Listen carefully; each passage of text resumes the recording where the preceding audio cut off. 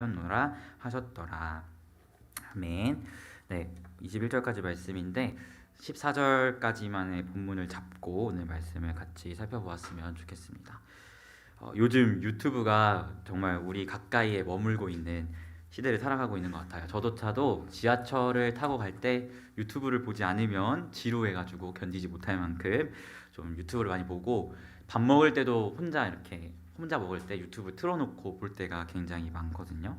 근데 요즘 사람들은 다들 이렇게 유튜브를 되게 가까이 하면서 살고 있다는 것을 많이 느끼게 되는 것 같아요. 저는 달순의 라이브라고 축구 컨텐츠 유튜브를 거의 매일같이 찾아보는 사람이에요. 왜냐하면 손흥민 팬이기 때문에 어제도 또 골을 넣어가지고 득점왕을 하냐 마냐 뭐 이거 가지고 토론을 막 하는데, 그런 걸 보면 막 이렇게 재밌거든요. 그래서 저는 그런 축구 컨텐츠를 좀 매일같이 찾아볼 만큼 오늘날의 사람들에게는 좀 유튜브라는 게 굉장히 다양한 정보와 또 여러 가지 컨텐츠들이 우리에게 즐거움을 제공해 주는 것 같습니다. 그런데 한편으로는 또 유튜브가 너무 다양한 정보와 컨텐츠들을 제공하다 보니까 장점도 있는 반면에 또 하나의 큰 단점이 유튜브에도 있다는 것을 보게 돼요. 특별히 저는 개인적으로 유튜브가 우리 한국교회 성도님들을 망치고 있다라고 생각하는 사람 중에 한 명인데요. 유튜브에 진짜 많은 목사님들의 설교나 또 뭐 성도님들이 유튜버로서 여러 가지 컨텐츠들을 올리지만, 이렇게 들어보고 또 컨텐츠들을 보면 정말 정제되지 않은, 신학적으로 굉장히 잘못된, 또 하나님이 말씀하고 있는 것과 전혀 상관없는 이야기들을 하나님의 말씀인 것처럼 이야기하고 있다는 것을 굉장히 많이 보게 돼요. 그런데 또 우리 한국교회 성도님들은 워낙 하나님을 알고자 하는 마음이 크셔서 자발적으로 그런 것들을 찾아보시는데, 이것에 대해서 바른 분별력이 없으면 거기에 깊이 빠지고 잘못된 신앙이 잡힌다는 것을 좀 많이 보게 됩니다. 특별히 이제 유튜브 댓글만 봐도 이렇게 얘기하면 안 되는데 거기를 완전 심취해서 일반 성도님들이 그게 맞다라고 이야기하는 댓글들을 보면 되게 좀 이거 아닌데 라는 생각이 많이 들거든요. 저희 교회 그 유튜브, 피플스교 유튜브에 작년인가 2020년인가 그때 제가 설교했던 영상이 있어요. 하나님의 아들들과 사람의 딸들이라는, 거기에 얼마 전에 봤는데 댓글이 하나 달렸더라고요. 근데 우리 교회 분이 아니라 그냥 지나가던 분이 보셨나 봐요. 근데 거기에 그 하나님의 아들들이 사람의 딸들을 사랑했다의 그 하나님의 아들들은 아담이 타락하기 전에 난 사람이 하나님 아들들이다라는 댓글을 다셨더라고요. 근데 그렇게 보면 안 되거든요. 그래서 제가 그것을 댓글을 달까 하다가 덕이 되지 못할 것 같아서 그냥 마음으로만 기도하고 이렇게 나아갔는데, 그런 것처럼 무언가 잘못된 것들을 자꾸만 접하면서 그것이 하나의 신앙으로 굳어지다 보니까 유튜브가 참 좋은 것도 있지만 조금은 부정적인 면을 우리에게도 주는구나, 우리에게 분별력이 없으면 그런 것들을 막 흡수하다 보면 우리의 신앙이 바르게 서기가 정말 힘들구나라는 것을 우리가 보게 됩니다. 그래서 유튜브에 저는 개인적으로 생각하기를 정말 좋으신 분들도 많지만 반면에 거짓 교사도 정말 유튜브에 많다라는 생각을 하게 되는데요. 그렇다면 우리가 어떻게 이런 분별을 갖추고 유튜브를 보든 어떤 것을 보든 하나님의 말씀인지 아닌지, 어떤 것이 올바른 것인지 우리가 분별하며 나아갈 수 있을까, 이것을 한번 생각해 보았으면 좋겠습니다. 우리가 어떻게 그런 분별력을 갖출 수 있을까요? 바로 좀 어려운 표현인데 객관이 주관을 이끌어야 한다. 이것을 여러분에게 대답으로 드리고 싶어요. 이걸 잘 기억하셨으면 좋겠어요. 이 표현을, 객관이 주관을 이끌어야 한다, 이 표현을 잘 기억하셨으면 좋겠습니다. 이것은 이제 헤르만 바빙크라는 저희 개혁주의 신학자가 자신의 신학을 펼쳐갈 때 쓰는 아주 핵심적인 논리인데요. 자, 그렇다면 객관은 무엇이고 주관은 무엇일까요? 일단 주관은 주관적이다라고 하면 나의 어떤 생각이나 나의 사상이 들어가 있는 걸 주관적이다라고 이야기를 하잖아요. 그렇다면 객관은 뭘까요? 주관은 나의 생각이 들어간 거라면 객관은 나의 생각이 빠진, 객관적으로 다른 이로부터 주어진 것을 우리가 객관이라고 이야기합니다. 자, 그렇다면 우리가 살아가는 이 시대 가운데 객관적인 것이 과연 있을까요? 객관적인 것, 우리가 살아가는 시대 가운데 객관적인 것은 오직 하나님의 말씀밖에 없습니다.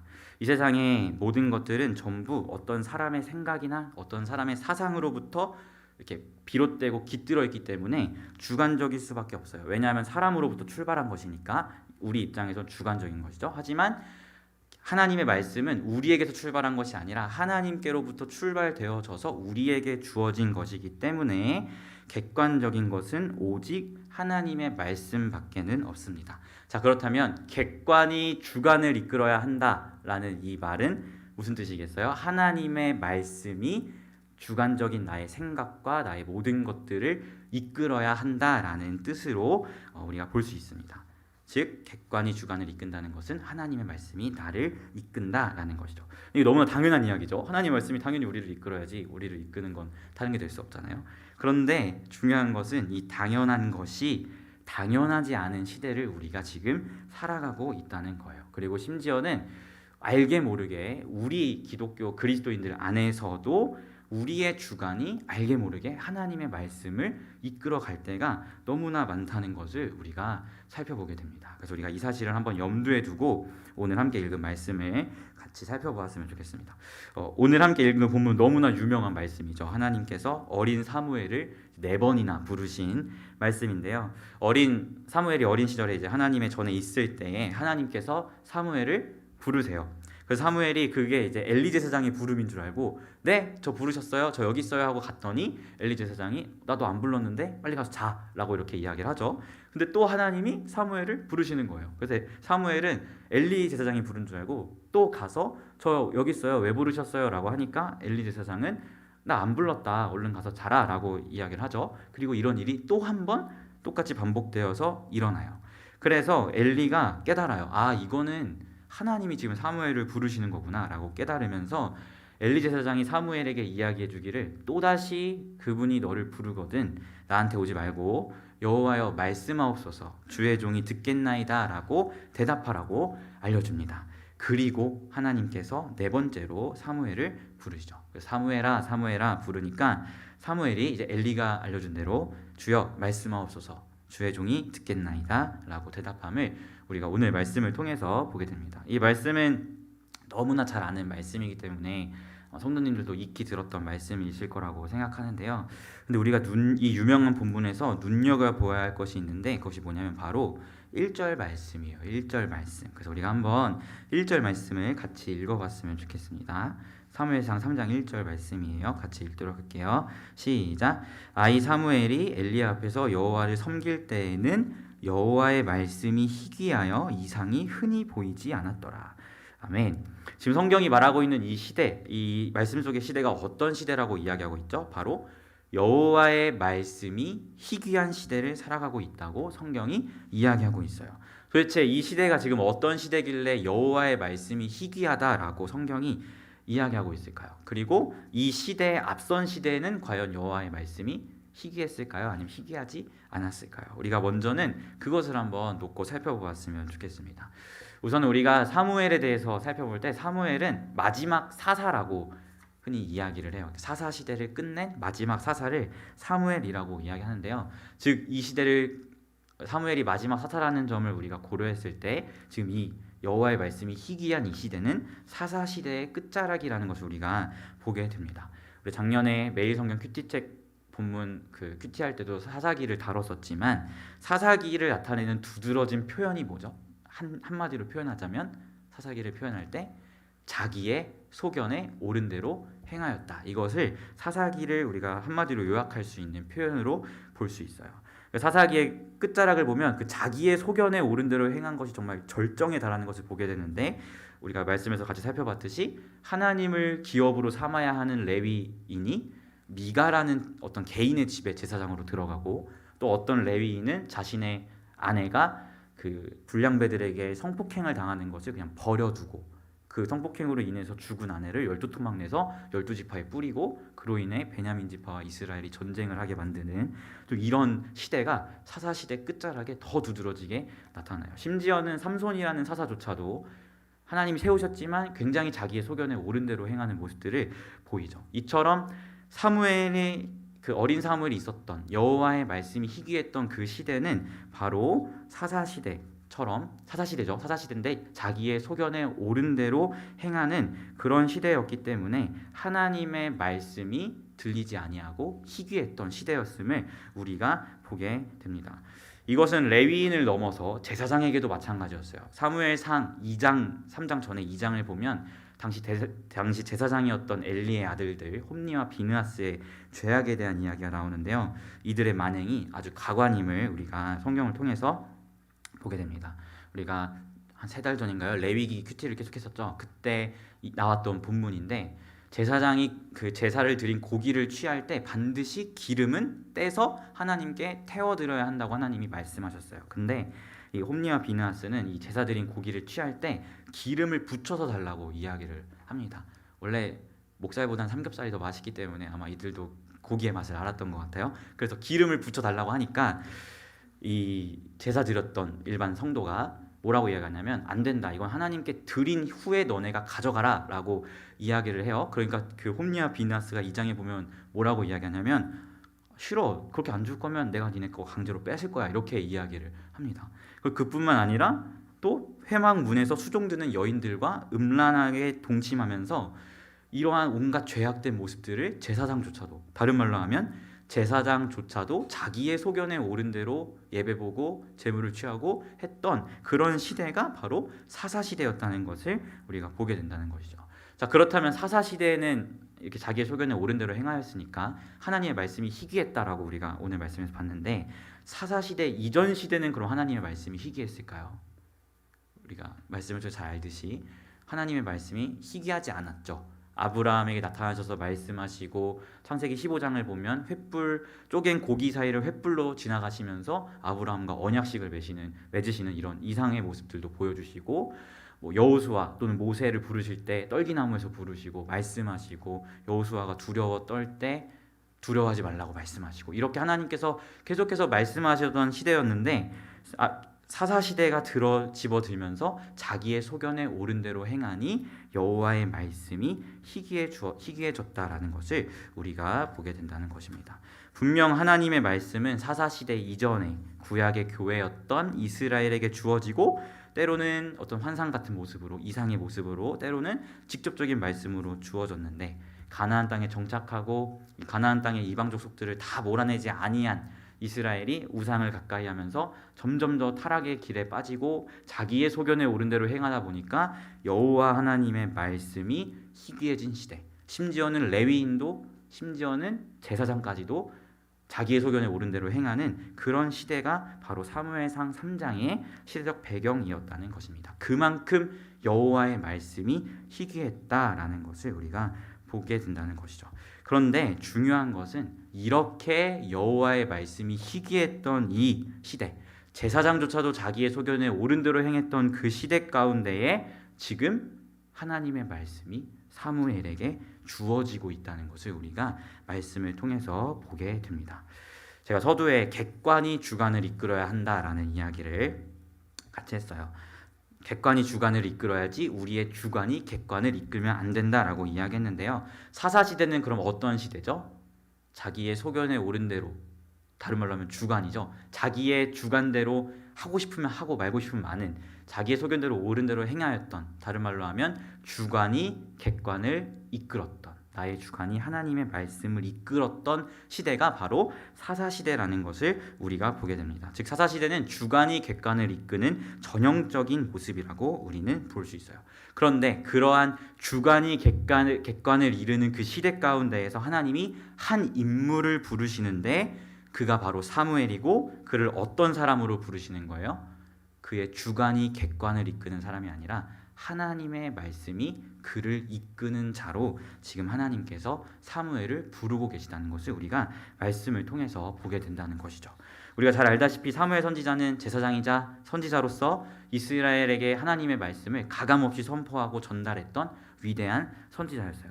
이스라엘이 주관으로 자신의 소견에 옳은 대로 행하여서 여호와의 말씀이 희귀해졌던 그런 시대 가운데 살아갔는데, 그 사사시대를 종결하고 다시금 하나님의 말씀이 구약의 교회인 이스라엘을 이끌도록, 객관이 주관을 이끌도록 하는 시대를 연 인물이 바로 사무엘 선지자라는 것이죠. 즉 하나님께서는 주관이 객관을 이끌었던 그 사사시대, 자기의 소견에 옳은 대로 행했던 그 사사시대 가운데 객관이 주관을 이끄는 사람, 하나님의 말씀이 나를 이끄는 사람인 사무엘 한 사람을 부르셔서 이스라엘이라는 하나님의 교회가 하나님의 말씀에 이끌림을 받도록 했다는 것을 우리가 말씀 가운데에서 보게 된다는 것입니다. 사랑하는 성도 여러분, 우리가 살아가는 이 시대도 굉장히 주관적인 시대를 우리가 살아가고 있어요. 주관이 객관을 이끄는 시대를 우리가 살아가고 있는데요. 제가 피플이 예배 때 좀 이 시대의 풍조에 대해서 좀 자주 얘기하는 것 같아요. 요즘 특히 많이 얘기한 것 같은데, 요즘 시대는 그렇게 이야기해요. 절대적인 진리는 없어.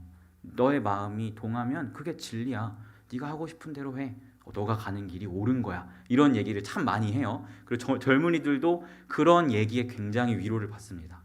나의 길은 틀린 게 아니야. 그래, 내가 갖는 이 길이 옳은 길이야. 이런 세상의 풍조에 많은 위로를 받으며 나아갑니다. 그래서 그들이 결국 이야기하는 건 누가 객관적인 진리가 있대.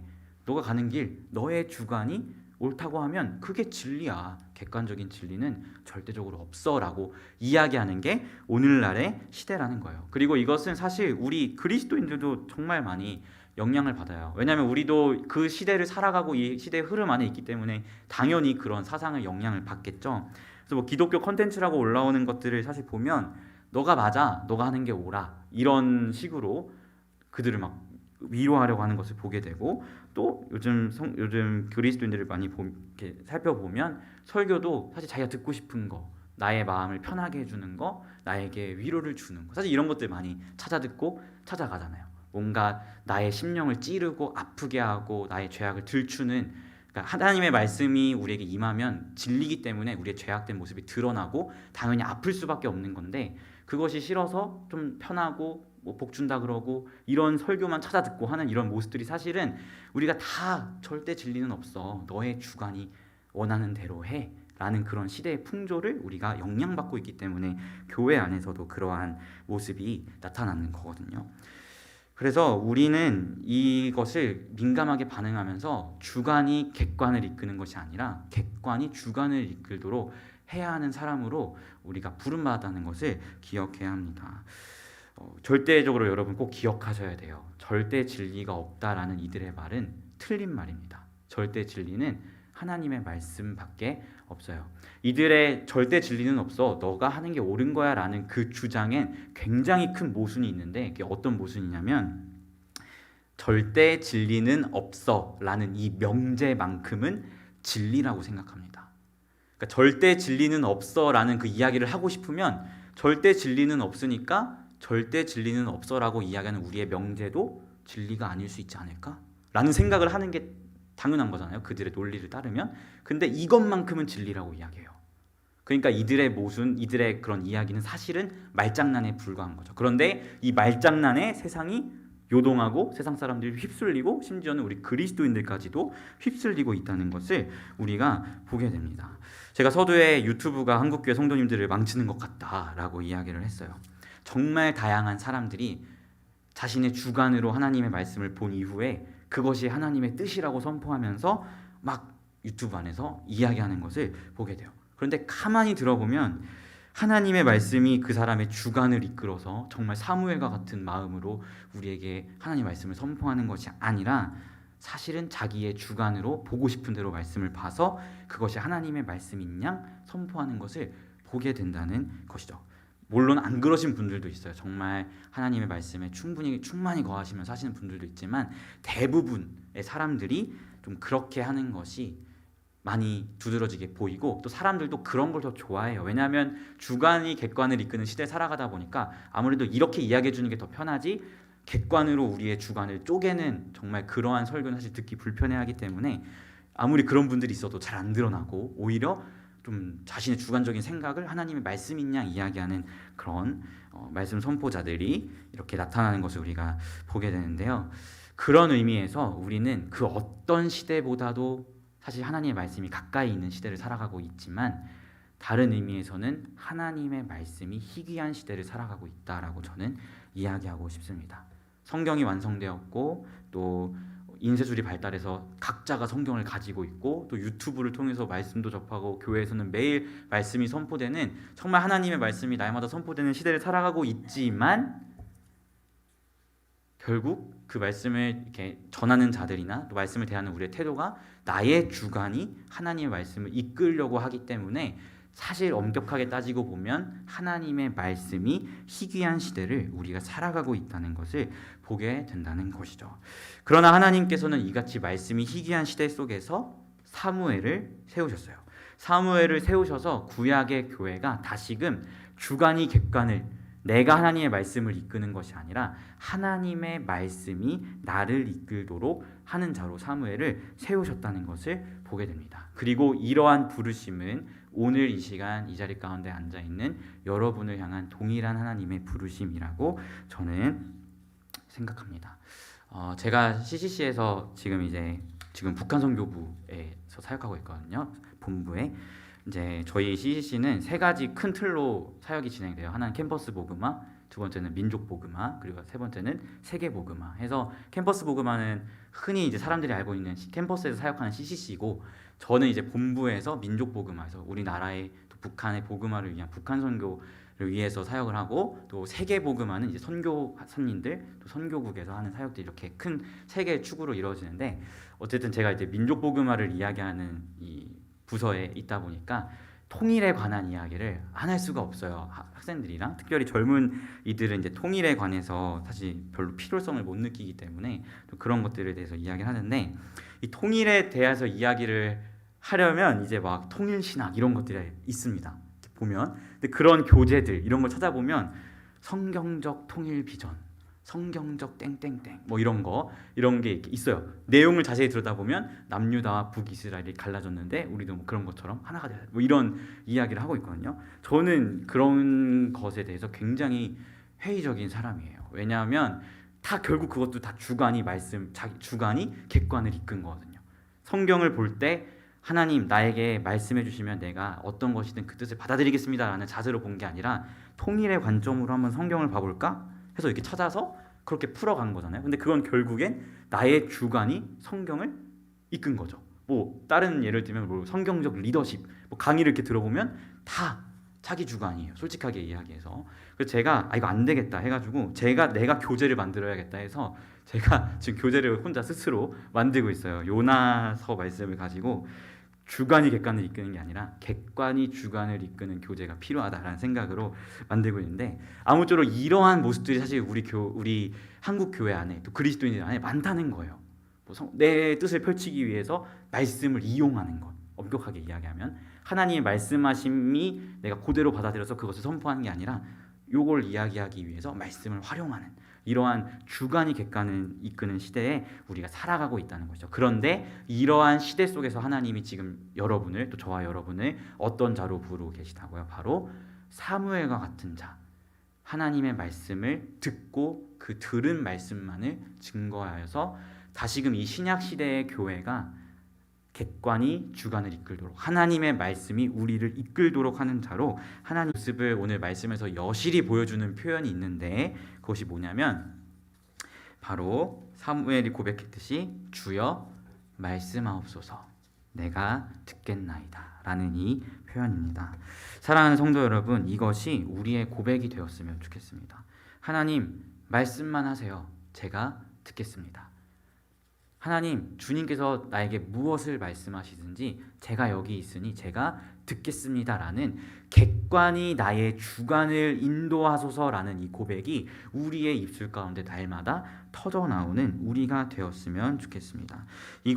이렇게 우리가 말씀을 대하고 하나님의 말씀이 우리를 이끌며 나아갈 때 우리가 유튜브나 또는 목사님들의 설교나 이런 것들에서 성도님들 한 분 한 분이 바른 분별력을 가지고 하나님의 뜻을 온전하게 캐치할 수 있다는 것을 기억하셨으면 좋겠어요. 저는 CCC에서 우리 대학생 청년들 가르칠 때 내가 하는 말 100% 믿지 마라고 꼭 이야기해요. 왜냐하면 아무래도 이제 학생들이나 또 성도님들 입장에서 신학을 했다 하면 왠지 저 사람이 얘기하면 뭔가 맞는 것 같고 그런 게 있잖아요. 그래서 제가 애들한테 절대로 내가 얘기하는 거를 100% 맞다 생각하지 말고 저 간사님이 이야기한 게 진짜 하나님 말씀에 부합한가를 너가 성경을 가지고 분별할 수 있어야 해. 그런 분별력을 꼭 키워야 된다라고 이야기를 하거든요. 근데 저는 이것이 정말 지금 한국교회에 정말 필요한 모습이라고 생각해요. 왜냐하면 너무나 많은 사람들이 이단에 빠지고 해요. 근데 사실 신천지의 이야기 이렇게 들어보면 별거 없거든요. 되게 그냥 조금만 깨어 있으면, 조금만 말씀을 제대로 알면 이거 이상한데? 라는 게 바로 캐치될 수 있는데, 그런 것들을 이제 캐치하지 못하고 빠지게 되는 것들을 우리가 보게 된다는 것이죠. 왜냐하면 우리가 말씀을 분별할 수 있는 분별력이 없기 때문에 그렇다는 거예요. 그래서 우리가 먼저는 뭐 목사님들의 말씀이나 유튜브를 통해서 정말 건강하신 분들의 설교 듣는 거 너무 좋지만, 그에 앞서서 먼저는 우리 성도님들 한 분 한 분 한 분이 개인이 스스로 말씀의 자리 가운데에서 하나님의 객관이 나를 이끄는 것을 반드시 경험해야 한다고 저는 꼭 당부드리고 싶습니다. 그 말씀, 누군가가 전해주는 말씀도 좋지만 먼저는 내가 이 성경 앞에 하나님과 1대1로 서서 이 말씀이 나의 주관을 이끄는 것, 이 말씀이 나의 주관을 깨트리고 이 말씀이 나에게 말씀하는 바를 내가 온전히 듣고 나의 심령이 반응하고 성령의 조명하심으로 내가 큰 은혜의 감동을 느낄 때, 그때 비로소 유튜브를 보든 뭐를 하든 거기서 우리가 바른 분별력을 가지고 와, 저것은 정말 아멘이다, 저거는 아니다 라고 우리가 분별할 수 있는 분별력을 갖출 수 있다는 것입니다. 이것은 절대 무턱대고 막 비난해라, 비판해라 이런 이야기가 절대 아닙니다. 비판이 아니라 성령의 조명하심을 통하여 바른 분별을 할 것을 요청드리고 당부드린다는 것입니다. 정말 감사한 것은 우리가 속한 이 장로 합동 교단을 이제 개혁주의 신학이라고 하는데요. 우리의 신학은 정말 철저하게 객관이 주관을 이끄는 신학이에요. 저는 사실 성결교단 출신입니다. 성결교단. 저희랑 신학적 노선이 완전 달라요. 완전 다른데 제가 굳이 그 신학교로 안 가고, 나면서부터 성결교단이었는데 글로 안 가고 굳이 총신으로 온 이유는 이것은 아니다라고 저는 분명하게 생각했기 때문이에요. 저도 이제 대학교 3학년, 2학년 말부터 성경을 막 읽으면서 그때 성경을 읽는 기쁨이 얼마나 넘쳤으면, 읽다가 성령님의 조명하심으로 깨달음이 있을 때 막 밖을 뛰쳐나가서 이렇게 뺑뺑뺑 돌면서 와, 어떻게 하나님 그럴 수 있죠? 이렇게 했을 만큼 저 객관이 저의 주관을 이끄는 것을 경험을 정말 많이 했거든요. 그렇게 분별력이 생기다 보니까 내가 여기서는 말씀을 전하지 못하겠다, 이 교단의 신학은 내가 옳지 못하다고 저 개인적으로 생각을 해서 제가 총신으로 이렇게 온 거예요. 교단이 다름에도 불구하고. 그만큼 저는 정말 자부해요. 제가 개혁주의 신학을 하는 개혁주의 신학자이고 신학생이고 개혁주의 사역자라는 사실에 정말 정말 엄청난 프라이드가 있는 사람이거든요. 그래서 저는 성도님들도 개혁파 성도님이시잖아요. 개혁파 성도, 우리 학교에서는 여러분을 개혁파 성도라고 부르거든요. 근데 개혁파 성도인 것에 정말 큰 자부심을 가지시면 좋겠습니다. 정말 이 시대 가운데에서 객관이 주관을 이끄는, 바르게 그래도 하나님의 말씀을 전하고자 애쓰는 유일한 교단이 저희라고 저는 자부해서 이야기했어요. 물론 합신도 그렇고 그렇게 하지만 어쨌든 이 개혁주의 안에서 여러분이 개혁파 성도이심에 정말 자부하셨으면 좋겠고, 그렇게 개혁주의 신학을 가지고 말씀을 가르치는 피플스 교회의 성도님이라는 것을 큰 프라이드로 가지셨으면 좋겠어요. 정말로 하나님께서 이 시대 가운데 우리 여러분들을 사무엘과 같은 자로 부르셨기 때문에 저는 이 교회로, 이러한 신학이 있는 이 교단으로 여러분을 부르셨다고 저는 확신합니다. 사랑하는 성도 여러분, 우리 하나님의 말씀 앞에 다시 바로 서기를 소망합니다. 많은 목사님들의 설교 통해서 하나님 알아가는 것도 좋지만 그에 앞서서 먼저는 나라는 개인이 하나님의 말씀 앞에 서서 하나님의 주관이 나를 이끄는, 하나님의 말씀이 나의 주관을 이끄는 것을 여러분이 꼭 경험하셨으면 좋겠습니다. 그래, 우리가 말씀 앞에 설 때마다 사무엘과 같이 주여 말씀하옵소서 내가 듣겠나이다 라는 말씀으로 하나님의 말씀을 받아들이고 그 말씀을 가지고 이 한국 교회 또 세상 가운데 선포하면서 이 주관이 팽배한 이 시대 가운데에서 정말 사무엘과 같이 다시금 이 시대를 또 교회를 하나님의 말씀으로 이끌고 인도하는 이러한 귀한 사명을 감당하는 여러분이 되시기를, 그리하여 우리 교회를 통해서 하나님의 말씀이 가까이 있으나 이 말씀이 희귀한 시대가 다시금 하나님의 말씀이 풍성한 시대로 변모되기를 예수님의 이름으로 소망합니다. 아멘. 네, 우리 같이 찬양했으면 좋겠습니다. 우리 약할 때 강함 대신에 같이 찬양.